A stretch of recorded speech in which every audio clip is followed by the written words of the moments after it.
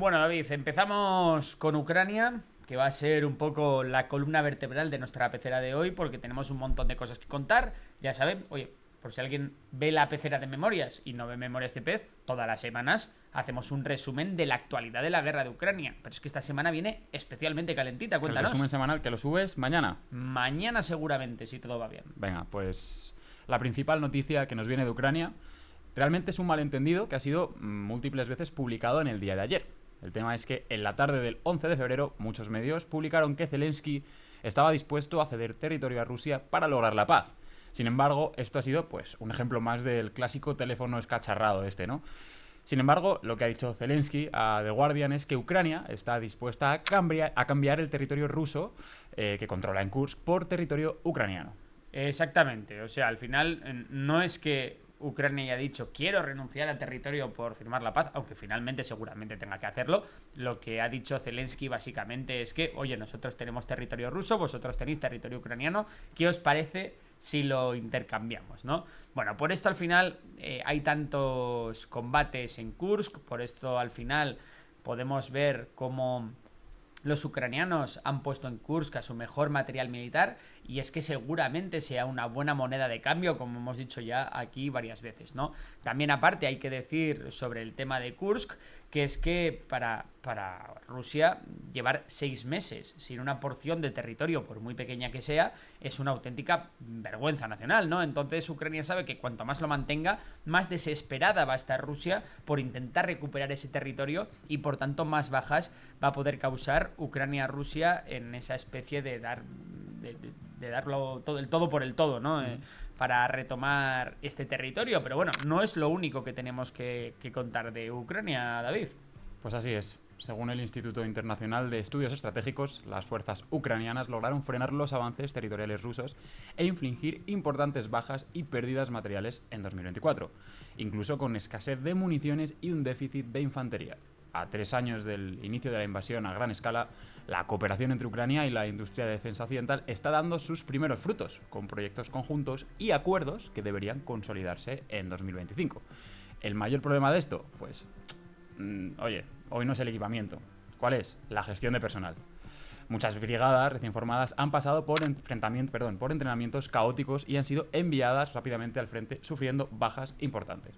Además, la falta de una estructura de mando organizada por encima del nivel de brigada dificulta la comunicación y la coordinación, generando vulnerabilidades pues, en la línea de combate, ¿no? Sí, esto último, que igual ha sonado un poco técnico, básicamente lo que quiere decir es que Ucrania opera a nivel de brigada, es decir, a nivel de formaciones militares de unos 3.000 hombres, y todavía no ha conseguido operar a nivel de división, o al menos no lo ha hecho de forma frecuente en la guerra. Una división estaríamos hablando pues ya de formaciones de combate de más de 10.000 hombres, ¿no?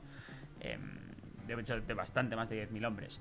¿Qué pasa? Que, claro, con las brigadas tú puedes operar de forma local, de forma como mucho regional, pero no puedes vamos a decir, coordinar a todo un frente de batalla, ¿no? Bueno, decir que otro desafío para Ucrania también es la deserción en los batallones de infantería, donde las cifras del personal que deserta oscilan entre el 20 y el 30% de su capacidad total. Es una auténtica burrada.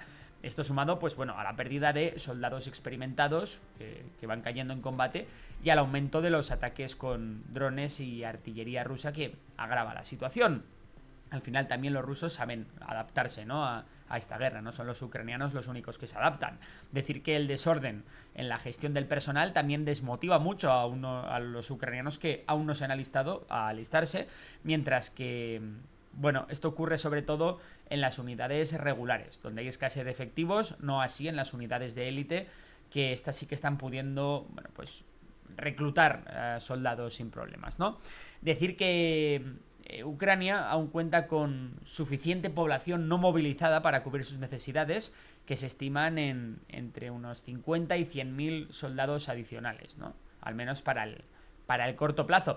El Instituto Internacional de Estudios Estratégicos estima también que las pérdidas de equipamiento ruso en 2024, ojito, ascendieron a 1.400 tanques y 3.700 vehículos blindados. Esto sin contar luego todo el material civil que se ha perdido, ¿no? Hablamos de los camiones, de los Ladas, Ladas son ese coche soviético tan mítico, ¿no? Que están llevando ahora los rusos al frente. En total se estima, bueno, que Rusia ha perdido durante toda la guerra un número aproximado de 14.000 unidades de entre tanques y blindados. Más o menos vienen a ser algo sobre 4.000 tanques y 10.000 blindados desde el inicio de la invasión. Al igual que las pérdidas de equipo, es también difícil establecer el número de bajas rusas, el número exacto. Sin embargo, bueno, a principios de enero de 2025, es decir, hace bien poquito, este Instituto de Estudios Estratégicos estimaba que un mínimo de 172.000 rusos han muerto y 611.000 han resultado heridos, ¿vale? De estos 611.000, 376.000 son heridos graves, es decir, que no son recuperables para el combate, están incapacitados, y a lo que habría que sumar 235.000 soldados más heridos, que estos sí que serían recuperables, ¿vale? Si hacemos unas cuentas así un poco bastante básicas, lo que nos sale es que si sumamos el reclutamiento ruso de unos 30.000 soldados mensuales, incluimos la movilización forzada de tanto la de 2022 como la del Donbass ocupado, la que se hizo en Donetsk y Lugansk, el reclutamiento en el sistema penitenciario y el recuperar, ¿no?, los heridos, pues tenemos que Rusia ha generado aproximadamente 1 millón de efectivos, 976.000 para la guerra de Ucrania. Así que, bueno, este Instituto de Estudios Estratégicos lo que estima es que más o menos habría unos 617.000 soldados que todavía podrían luchar en Ucrania, a los que bueno, que ya están desplegados o que se podría desplegar en un corto plazo. En cualquier caso, bueno, decir que la situación para Ucrania es ahora mucho mejor de lo que lo era en 2024, ¿no? A principios de 2024, hace un año, vamos. No sé si creo que querías comentar tú lo Te quería hacer primero una pregunta, sí, dime. Y luego comentamos, pero nos hemos ido ya un poco lejos, volviendo al tema de Kursk, y es, porque yo la verdad no tengo ni idea, que se puede llegar a... O sea, ¿cuánto vale Kursk a nivel de territorio, ¿no? O sea, ¿por qué puedes intercambiar Kursk? ¿Cuánto interés tiene? Esa es una pregunta Rusia? Que nadie lo sabe. Es complicada, al final, esta parte de Kursk que retiene Ucrania son apenas 400 kilómetros cuadrados, es decir, no tiene nada que ver con la cantidad de territorio ruso que hay bueno, que controla Rusia en Ucrania. Lo que yo creo es que lo podrían cambiar por algo estratégico. Es decir, pues quizás por alguna ciudad que... Por ejemplo, mira, se me ocurre... es verdad que no vale nada para Ucrania eso, pero en el Oblast de Kharkov hay una parte de territorio ruso que se podría intercambiar por... territorio ucraniano controlado por Rusia, que se podría intercambiar por Kursk, pero yo creo que los ucranianos van a pedir algo más porque saben que Rusia no se puede permitir no controlar todo su territorio. ¿Qué pueden pedir? Pues la verdad que no se sabe todavía. Es, como digo, quizás podíamos decir que en los oblasts de Zaporilla o de Jersón podría ser menos lesivo para Rusia dar territorios allí, porque una cosa es el Donbass, que es como lo que está Putin súper centrado, y otra cosa es la parte de Zaporilla, Jersón, que en principio no era el gran objetivo estratégico de Rusia, y quizás ahí Rusia podría dar algo más de territorio a Ucrania, pero bueno, todavía es algo que realmente no se sabe cuánto está dispuesto a ceder Rusia ni cuánto está dispuesto a pedir Ucrania, ¿no? Y bueno, vamos a hablar de unos datos muy interesantes que nos ha dado los servicios de inteligencia daneses. ¿Qué nos puedes decir de ello? Según la inteligencia danesa, Rusia podría estar lista para nuevos conflictos militares en cuestión de meses si la OTAN se resquebraja. Citando las mismas fuentes, Rusia tardaría 6 meses en poder volver a entrar en un conflicto con un país vecino, 2 años para atacar un país de la OTAN, causando una guerra regional, y 5 años para librar una guerra a gran escala en Europa, sin la participación, por supuesto, de los Estados Unidos. Sí, no está nada mal los datos que nos da la inteligencia danesa. Decir sobre esto que, bueno, a mí me parece que... O sea, no veo a Rusia en 6 meses atacando otro país. Ya hemos visto que podría cualquier cosa, ¿no? Que al final parece que uno da por muerta a Rusia, da por destruido al ejército, y al final, pues aunque sea en muletas, aunque sea con camiones y aunque sea con patinetes, ellos siguen ahí, siguen amenazando las líneas ucranianas. Y bueno, tampoco creíamos que su ofensiva, desde que empezó la toma de Avdiivka, podría durar, pues ya llevan 1 año y 3 meses, creo, de ofensiva. Entonces, bueno, nos vamos, si quieres, a un país que sí que puede atacar países en un mes. En cuestión de un mes. En cuestión de un mes. Cuéntanos qué nos puedes decir. Creo que hablas de Israel, ¿no? Hablo de Israel. Hablas de Israel. Vale. Israel ha decidido establecerse de manera más permanente en Siria. Según informes de la radio del ejército israelí, la presencia militar israelí en el país vecino ya no es algo temporal, sino que se está consolidando a través de la construcción de 9 bases militares en una zona de seguridad dentro del territorio sirio. Además, se espera que al menos 3 brigadas israelíes operen en Siria en 2025. Sí, decir que desde el inicio de la guerra civil en Siria, en 2011, Israel ha mantenido una política de ataques selectivos contra grupos vinculados a Irán que ayudaban a Bashar al-Assad. Recordemos que ya estos grupos están siendo o han sido expulsados de Siria con la llegada de los rebeldes, que ya no sé, ya llamarles rebeldes no tiene mucho absurdo, sentido, sí. del nuevo gobierno sirio, ¿no? Decir que estos ataques han ido durante años especialmente enfocados a Hezbollah y a otras milicias iraníes que operaban en Siria, ¿no? El concepto de una zona de seguridad pues recuerda un poco a la estrategia de Israel que utilizó en el sur del Líbano entre el 85 y el año 2000, cuando mantuvo una franja de territorio controlado indirectamente a través de milicias aliadas, aunque en este caso, bueno, va a ser el propio ejército de Israel el que se ocupe de la seguridad en la zona. Y, bueno, ¿por qué están ahí? ¿Para qué sirve esta zona de seguridad, no? Bueno, pues para muchas cosas. La primera es para prevenir un poco la expansión de Hezbollah en la región. Por otro lado, también se protege el norte de ataques con cohetes y drones, bien porque vengan desde desde Líbano, o bien incluso porque el nuevo gobierno sirio, de naturaleza o de pasado, mejor dicho, yihadista, pueda incluso también tomarla con Israel, aunque no parece que este vaya a ser el caso, ¿no? Luego, por otro lado, con esto lo que busca Israel es tener bajo control el Golán sirio ocupado ya desde tiempos de la Guerra de los 6 días y evitar que grupos hostiles, terroristas o otro tipo de milicias se acerquen demasiado a la frontera, ¿no? Por otro lado, también lo que consigue Israel con esto es, pues bueno, poder atacar o abrir la puerta a poder atacar a Hezbollah desde otro flanco, desde Siria, que bueno, al final parece que no, pero estos países son muy pequeños. Es decir, Líbano es como Asturias, de grande más o menos. Entonces, a pocos kilómetros que avances por territorio sirio, ya tienes los bastiones de Hezbollah completamente a tiro.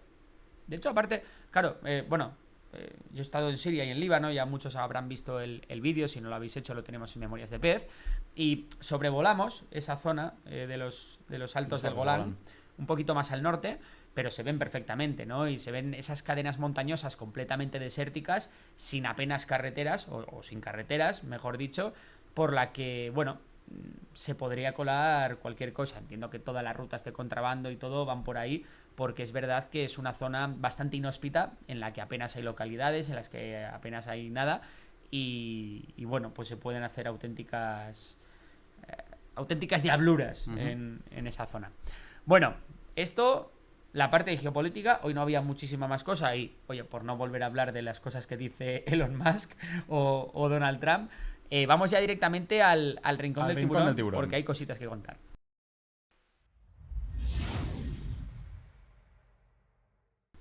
Bueno, David, mucho se critica a la Unión Europea por el tema de la inteligencia artificial, pero ojo, porque Francia... Que igual se pone las pilas, ¿no? La Unión Europea. Francia es verdad que siempre ha sido como el alumno aventajado en este tema. Macron entiende muy bien, en mi opinión, las megatendencias mundiales. Lo que pasa que, bueno, a veces intenta ser más de lo que puede ser Francia. Pero bueno, ¿cómo está la cosa en este caso? Pues es que resulta que Francia ha sido la sede de la Cumbre de Acción sobre Inteligencia Artificial. Un evento que, bueno, ha sido clave y, como bien has dicho, ha reunido a nuestro Napoleón de Hacendado, a Narendra Modi, a la presidenta de la Comisión Europea, a von der Leyen, y al CEO de OpenAI, a Sam Altman, que ayer estuvimos hablando bastante de él. Sí, de hecho les pillaron en una reunión informal a Macron con Sam Altman. Recordemos también que, oye, Francia es una potencia nuclear, por lo tanto tiene, bueno, pues energía eléctrica constante y a buen precio, y eso hace que sea también un sitio bastante interesante para todos los centros de datos y para todo la riqueza energética que necesita una empresa como OpenAI. Totalmente. El encuentro dejó claro que la inteligencia artificial se ha convertido en un campo de batalla geopolítico. El presidente francés quiere impulsar la inteligencia artificial en Europa con una estrategia inspirada en la rápida reconstrucción de Notre Dame. Ojo. Vale, ha anunciado un plan de 109.000 millones de euros para convertir a Francia en el líder del sector, con el respaldo de inversores como Emiratos Árabes Unidos, que financiarán un centro de datos de inteligencia artificial en suelo francés. Sí. Y esto mientras la Comisión Europea busca invertir 200.000 millones de euros en inteligencia artificial, ¿no? Recordemos que Estados Unidos, lo decíamos aquí en la pecera de memorias, que ha lanzado el proyecto Stargate con 500.000 millones de dólares. Sin embargo, Washington y Europa no están remando en la misma dirección y se han distanciado, sobre todo Washington, de la regulación europea. Se le critica mucho a Europa que está regulando demasiado la IA y que está haciendo un poco de tapón al progreso tecnológico. Esto al final lo que refleja son pues, es un campo más de batalla que refleja las tensiones comerciales y estratégicas entre Europa y Estados Unidos. Decir que, aunque Europa todavía, la Unión Europea, tiene dificultades para competir con Estados Unidos y con China en tecnología, pues sí puede enfocarse en aplicar la inteligencia artificial en sectores donde Europa ya es fuerte, ¿no? Como la industria o la energía. Francia, decir que con empresas como Mistral AI y su liderazgo en energía nuclear, del que hablábamos ahora, pues se perfila como el país con más opciones para encabezar la IA en Europa. También en España nos estamos poniendo un poco las pilas. Creo que, por cierto, es en Málaga, si no recuerdo mal, donde hay un clúster de IA bastante grande y donde incluso Google tiene instalaciones. Bastante curioso. Decir que la carrera por la inteligencia artificial ya está en marcha y no es solo una cuestión de tecnología, sino también de poder geopolítico. Recordemos que en Francia, como decíamos, tenemos a esta empresa, Mistral AI, que es la empresa de inteligencia artificial más destacada de Europa y la cual ya puede competir de tú a tú con algunos modelos contra sus homólogas estadounidenses. De hecho, este mismo mes, en febrero de 2025, pues Mistral AI ha lanzado LeChat. LeChat. Que aparte, si no recuerdo mal, en mis lecciones de francés, aparte del chat, significa el gato. Curioso. Bueno, LeChat es un asistente de inteligencia artificial disponible en iOS y Android, diseñado para competir con herramientas como ChatGPT.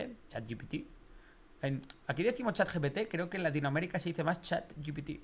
Bueno, pero esto es lo de siempre. Pero bueno, y también para competir con Google Gemini o Gemini. Tampoco sé muy bien, cada uno lo dice a su manera. Bueno, esto por la parte de la IA. Y luego tenemos otra noticia muy importante en materia económica, que es que Jerome Powell, líder de la Fed, presidente de la Fed, que recordemos es el Banco Central de Estados Unidos, ha hablado en el Senado, ha dado cuenta a la clase política de sus planes, de cómo ve el mundo y, oye, pues ha dejado varios titulares que podemos hacer aquí. Si te parece, lo que podemos hacer es, vamos comentando un poco ping-pong. Venga, pues empiezo yo si quieres. Venga, empieza tú. Pues mira, para empezar, Powell ha dicho que la economía de Estados Unidos está fuerte en general y que uno de los grandes problemas de Estados Unidos es la falta de vivienda y que estará muy pendiente del impacto de los aranceles y de la evolución de la inflación. Sí, esto es importante. Recordemos que el mandato de la Fed es doble, ¿vale? Porque aquí en el Banco Central Europeo solo tiene como mandato, aunque luego haga otras cosas, pero su mandato es controlar la inflación. En Estados Unidos es controlar la inflación y el desempleo, ¿vale? Entonces es como hay que buscar siempre el equilibrio entre no recalentar mucho la economía y no cargárnosla y que el desempleo suba. Vale. Dicho esto, que nos ha comentado David. Bueno, también sobre política, Powell, porque no solo habla sobre economía, sobre política, también ha comentado que no es trabajo de la Fed el analizar el impacto de los aranceles de Trump y también ha dicho que la ley no permite a Trump destituirle al frente de la Reserva Federal.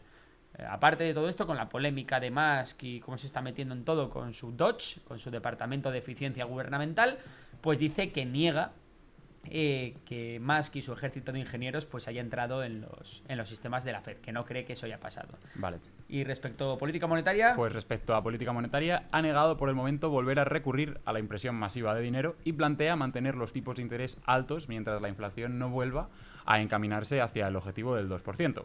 La única opción que habría de bajar los tipos sin que baje la inflación es si el mercado laboral se resintiese y el desempleo pues empezase a subir.